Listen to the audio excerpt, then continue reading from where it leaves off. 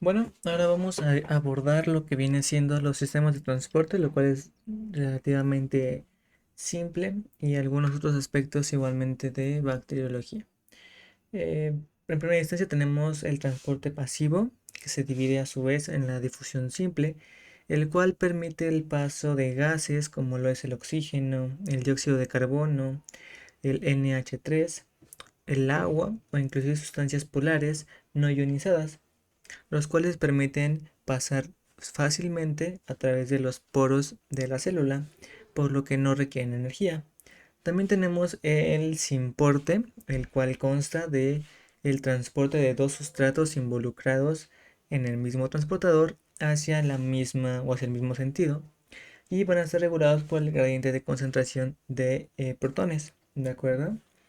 Y bueno, el sustrato tenemos aquí que va a entrar por medio de una permeasa junto con iones de sodio,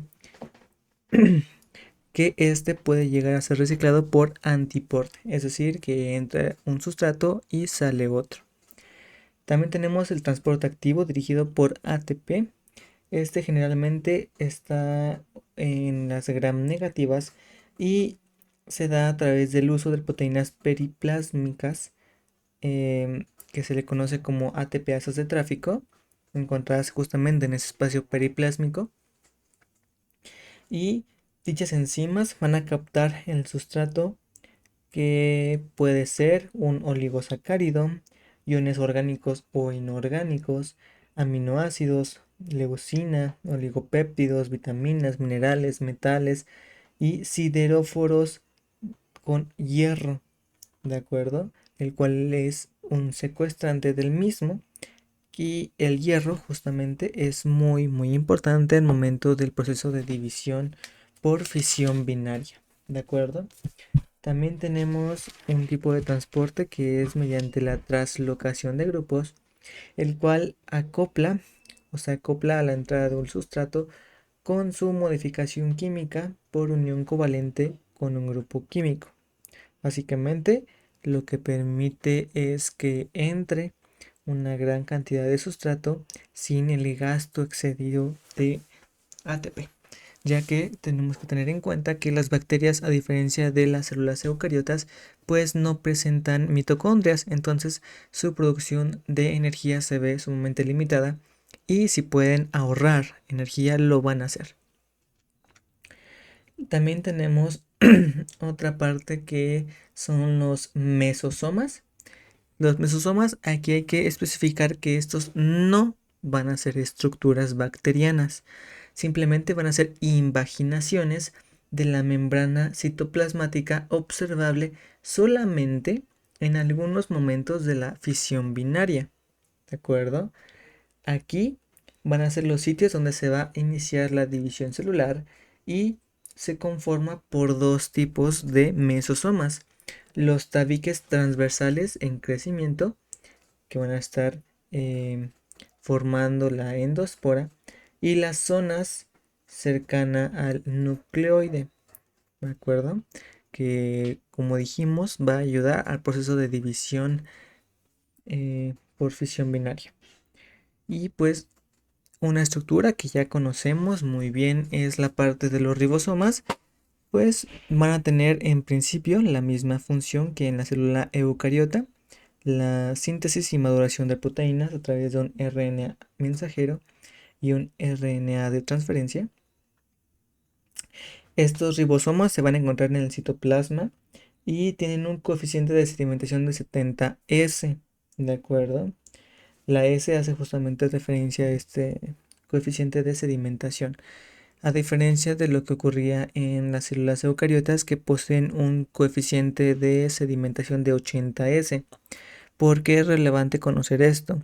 Porque algunos medicamentos, algunos antibióticos nos permiten el impacto sobre solamente los ribosomas bacterianos. De esta manera no afectar pues al hospedador. El 63% del ARN va a estar en los ribosomas y un 37% va a estar encontrado en las proteínas. Y los ribosomas se conforman por dos subunidades, las cuales es la subunidad pequeña con 30 S de coeficiente de sedimentación, con 21 tipos de proteínas, diferente tipo de proteínas, que se le conocen como proteínas S, que vienen del inglés small o pequeño, y van a decodificar la información del ARN mensajero. Van a ser también los sitios de unión para los ARN de transferencia y va a ser o va a propiciar el inicio de la traducción. Sin embargo, la subunidad grande posee 32 tipos de proteínas L, igualmente del inglés large o largo, que van a intervenir en el enlace peptídico entre los aminoácidos y su ARN de transferencia y el péptido naciente. Y posee dos tipos de ARN. Y también este tipo de ribosomas que se encuentran en el citoplasma se le conoce también como polirribosomas. Ahora vamos a abarcar un tema que tiene que ver con la información genética de las bacterias. No tanto a profundizar sobre cómo es exactamente todos estos procesos, pero pues sí algunas generalidades. Así que vamos a hablar del genoma. ¿Qué es el genoma? Va a ser la información genética de la bacteria encontrado en el nucleoide. ¿De acuerdo? Es el conjunto de genes que van a formar el ADN de doble cadena. Estos pueden estar en uno o dos cromosomas circulantes y se conforman por 60% de ADN, 30% de ARN y 10% de proteínas. ¿De acuerdo? Y presentan una doble hélice y están súper enrollada, ¿de acuerdo? Los cuales van a tener dos tipos de proteínas, perdón, de enzimas, bueno, sí, proteínas, que es el ADN girasa, o también conocido como topoisomerasa 2, y la ADN topoisomerasa 1, los cuales van a ser de suma importancia al momento de la transcripción del material genético de las bacterias para la futura síntesis de proteínas. También, ya mencionamos esto, que encontramos plásmidos. Esto lo mencionamos cuando hicimos referencia a las fimbrias tipo 2 o al pili sexual. Entonces, estos plásmidos ya dijimos que son elementos genéticos extracromosómicos que traducen información de supervivencia. Son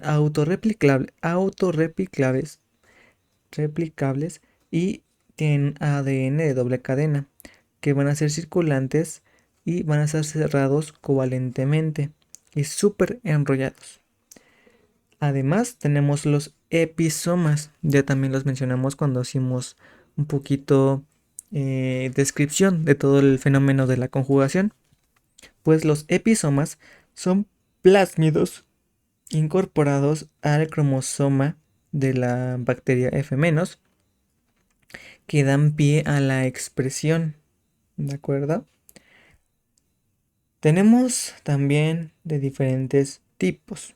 Tenemos plásmidos no conjugativos, que son aquellos que se reparten al momento del proceso de fisión binaria, perdón. Aquí tenemos una imagen de este proceso en la parte de aquí.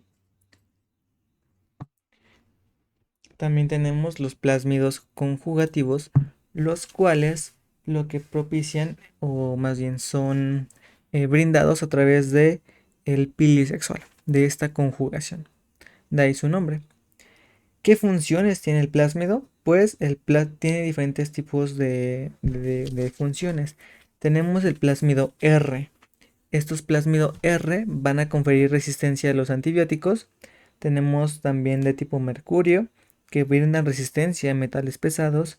También tenemos plásmidos de virulencia, que van a sintetizar alguna sustancia que les ayude a defenderse, como por ejemplo pueden ser toxinas, em, algunas enzimas para la penetración de tejidos, factores de adherencia, ya dijimos que pueden llegar a sintetizar inclusive fimbrias, cápsula o glicocálex que les dan esta adherencia, estas adhesinas para poder pegarse a tejidos o superficies. También hay algunos plásmidos que les permiten la producción de bacteriocinas, que básicamente son antibióticos. También algunos pueden producir sideróforos, que ya mencionamos, que van a ser secuestrantes de iones de hierro. Y se pueden transmitir plásmidos que permitan la síntesis, perdón, la utilización, el catabolismo de diferentes azúcares. Por ejemplo, hay algunas bacterias que pueden llegar a utilizar la glucosa como principal sustrato, o algunas que usan la sacarosa o por ejemplo la lactosa. Entonces, dependiendo de cómo se utilice, pues puede llegar a hacer su metabolismo. Sin embargo, un plásmido puede hacer que una bacteria que generalmente prefiera la lactosa, de repente ahora prefiera la glucosa, por ejemplo. Otro punto muy importante van a ser las inclusiones intracitoplasmáticas. Y me voy a regresar otra vez a la imagen que teníamos al principio para, para empezar a observar un poquito más todo esto. Las inclusiones intracitoplasmáticas son estructuras bacterianas que no van a estar presentes en todas las bacterias. No todas las bacterias tienen esas inclusiones. Y son reservas o acúmulos de alguna sustancia orgánica, como lo es el carbono o el nitrógeno, o de alguna sustancia inorgánica, como lo es el fósforo o el azufre. ¿De acuerdo? También, en cuanto a las inclusiones orgánicas, podemos decir que guardamos polisacáridos, como lo es el almidón o el glucógeno para la reserva de nitrógeno, donde también abundan fuentes ricas de carbono y energía. Y se van a brindar, o más bien se van a dar, a partir de que la bacteria se encuentra en medios con altas concentraciones de carbono. ¿Por qué? Una bacteria que se encuentre en un medio rico en nutrientes no los va a desperdiciar. Dice, ok, me encuentro con una alta concentración de nutrientes, no los puedo utilizar ahora mismo porque no me sirven, sin embargo los voy a guardar para que si en un futuro se me acaban, los pueda utilizar y no se acabe y no tenga esta escasez de nutrientes. Y bueno, algo sencillo que, bueno, se utiliza mucho es que se pueden llegar a detectar muy fácilmente mediante la tinción con Lugol, ya que el glucógeno se puede detectar de color rojo y el almidón, perdón, de algún color más azulado. También podemos llegar a reservar hidrocarburos para la fuente de carbono, para los actinomicetos, ¿de acuerdo? También podemos llegar a reservar polihidroxibutídicos, como o también denominados PHB, que van a ser reservas igualmente de carbono en carencia de nitrógeno, que tienen un alto índice de refringencia y generalmente es la principal fuente para fuente de carbono para bacilos, y va a ser el proceso, bueno, va a brindar la energía inicial para el proceso de esporulación que veremos más adelante. Por su parte, tenemos lo que viene siendo las inclusiones inorgánicas, los cuales pueden llegar a ser polifosfatos, como lo son los granos de volutina o también denominados metacromáticos. Estos van a ser sintetizados a partir de la escasez de sulfato, ¿Por qué se le denominan metacromáticos? Bueno, porque el azul de metileno envejecido o el azul de toludina van a colorear a este tipo de gránulos de color rojo. Entonces, de ahí su nombre. Y son gránulos muy esenciales para las bacterias del género Corynebacterium. Entonces, los gránulos de bulutina son muy importantes para las bacterias del género Corynebacterium. También tenemos algunos otros, como lo son los glóbulos de azufre, que van a ser encontrados en bacterias fotosintéticas, ya que el azufre va a servir para la donación de electrones para sus oxidaciones. Punto que es muy importante, pero a nosotros no nos interesa porque no son bacterias patógenas. Ahora sí, vamos a hablar de lo que viene siendo la espora bacteriana. Las esporas bacterianas van a ser producidas únicamente por bacilos, por penibacilos y por Clostridium. Es decir, todas las bacterias que mencioné son gram positivas. ¿De acuerdo? Y estas esporas, ¿por qué se van a dar? ¿Por qué van a propiciar la síntesis de las esporas? Pues van a ser inducidas a partir de la privación de nutrientes en un medio ambiente. Le dijimos que nutrientes: carbono, nitrógeno, fósforo o azufre. En el caso de Clostridium, la mayoría de especies son anaerobias estrictas, lo que suele inducir esta endoesporulación. Pero aquí vamos a comprender este punto, y es que la bacteria, encontrándose en un medio cualesquiera, al detectar que hay poca escasez de nutrientes, hay poca cantidad de nutrientes, lo que va a propiciar es que se empiece a proteger a sí misma, ya que si no lo hace va a morir. Entonces se esporula para que posteriormente que se encuentre en un medio donde los nutrientes sean más abundantes, vuelva a, a salir y siga cumpliendo su función biológica, ¿no? Entonces aquí vamos a comprender algo muy importante, y es que hay un pequeño ciclo que se va a seguir para que las bacterias sigan con esta esporulación. Primero tenemos a la célula vegetativa, que es la célula normal que tenemos en cualquier organismo. Se va a dar la formación de endospora a partir de la detección de una privación de nutrientes. La célula vegetativa se empieza a autolizar, es decir, se autodestruye, se muere, se libera esta endospora y entra en un proceso denominado como hipobiosis o criptobiosis. ¿Qué es esto?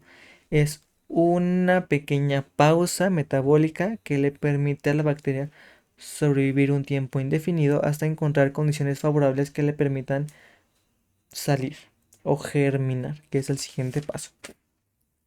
Entonces, ¿cómo se forma esta endospora? Primero, tenemos que duplicar el ADN. Este ADN se va a anclar a la membrana citoplasmática y se va a invaginar solamente eh, esa parte de la membrana citoplasmática. No se invagina toda la bacteria como ocurre en la fisión binaria. Entonces esta membrana citoplasmática va a recubrir una preespora que posteriormente va a propiciar esta autólisis para la destrucción de la información genética bacteriana. Se muere la célula vegetativa. Entonces, entre las dos membranas de la endospora se van a secretar sustancias para protección, lo que va a formar la corteza. Y se forma posteriormente la cubierta alrededor de la corteza. ¿De acuerdo? Y en algunas bacterias se forma el exosporio, que va a ser una cubierta de polisacárido. ¿De acuerdo? Entonces, Aquí lo vemos un poquito más esquematizado. Tenemos lo que viene siendo la parte de la endospora. Tenemos posteriormente la parte de la pared de la espora. Posteriormente poseemos la corteza, una membrana externa y una membrana interna. Y el exosporio presente solamente en algunos tipos de bacterias. Esta estructura es sumamente resistente y para poder eliminarla ocupamos temperaturas mayores a 100, 115 grados Celsius, ¿de acuerdo? Por lo que es muy importante y de hecho en la eliminación de las esporas es en lo que se basa las técnicas de esterilización. Entonces, en cuanto a las estructuras, vamos a hablar que el núcleo o la región central, como lo denomina este tipo de representación, se encuentra el cromosoma, se van a encontrar ribosomas y proteínas SASP, que son proteínas que permiten la posible fisión binaria en un futuro. También van a guardar 3-fosfoglicerol para posteriormente completar su glucólisis, si es que el medio ambiente se lo permite, claro está. En el citoplasma vamos a encontrar altas concentraciones de calcio y ácido clipicolínico, perdón, o DPA. Estos dos van a formar el dipicolinato de calcio, o DPC, que va a servir para la protección ante el calor y las radiaciones de esta espora. Y bueno, ya dijimos que el núcleo va a estar rodeado de una membrana citoplasmática o la membrana interna. Posteriormente tenemos a la pared de la espora. Esta pared va a poseer igualmente peptidoglicano en menor cantidad, obviamente. Va a conferir resistencia osmótica como lo hacía el peptidoglicano y va a dar lugar a una nueva pared celular cuando ocurra o exista una nueva célula vegetativa, ¿de acuerdo? Posteriormente tenemos la corteza o el córtex. Esta corteza lo que va a causar o va a tener como función es la impermeabilidad de la espora. ¿Por qué se da esta impermeabilidad? Por los puentes disulfuro, ya que está constituido por una proteína que es muy similar a la queratina, lo que le confiere esta impermeabilidad y permite también la resistencia ante agentes químicos y sustancias tóxicas, lo que lo hace muy resistente. El exosporio también está en esta parte y lo que nos brinda, o más bien está constituido, mejor dicho, por proteínas, polisacáridos y lípidos que le dan una resistencia a enzimas proteolíticas, lo que permite, pues, como dijimos, una alta resistencia a diferentes medioambientes. Entonces, todas esas estructuras de la espora permiten que la bacteria pueda llegar a migrar a otro tipo de medio ambiente para su división celular. ¿Cómo se da este proceso de germinación? Primero, se activa. Este proceso de activación va a estar indicado por los receptores ubicados en la segunda membrana exosporal o la membrana externa, que va a detectar la señal germinante, va a permitir la permeabilidad de la corteza y de la cubierta, perdón, va a permitir la permeabilidad de la cubierta para la entrada de agua. Empieza a haber una proteólisis enzimática, se reconoce la lactasa del N-acetilmurámico y empieza a haber una hidrólisis del peptidoglicano de la corteza. Posteriormente a esto se da el proceso de iniciación, que es una pérdida del dipicolinato de calcio, que va a permitir que el calcio pase hacia la corteza, neutralizando las cargas negativas, lo que propicia que la corteza empiece a contraerse y ¿cómo decirlo? Se rehidrata o permite la rehidratación del núcleo. Esa rehidratación permite que el 3-difosfoglicerato produzca ATP. Posteriormente, las proteínas SASP, que ya dijimos que eran útiles para la posible fisión binaria, se empiezan a hidrolizar y los aminoácidos inician con los ribosomas para la síntesis proteica. Y comienza la síntesis de ARN por la ARN polimerasa. Una vez terminado este proceso, empieza la fase de crecimiento.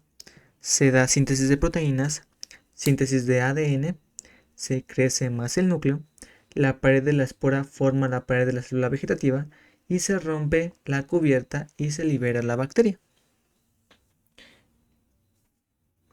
Entonces, dependiendo de la localización de la endóspora, podemos determinarlo, clasificarlo en tres tipos. En una endóspora central, en el caso, por ejemplo, de Bacillus aéreos; subterminal, en el caso de Clostridium botulinum; o terminal, en el caso de Clostridium tetani. Ahora, esa es toda la parte de lo que viene siendo la estructura bacteriana. Ya mencionamos primera instancia todo lo que poseía las gram positivas, las gram negativas, las ácido alcohol resistentes, algunas estructuras accesorias, algunas funciones, y ahora ya entendemos lo que es la parte de la espora. Ahora lo que nos confiere es entender cómo funcionan las bacterias, cuál es su fisiología, lo que veremos en la siguiente parte.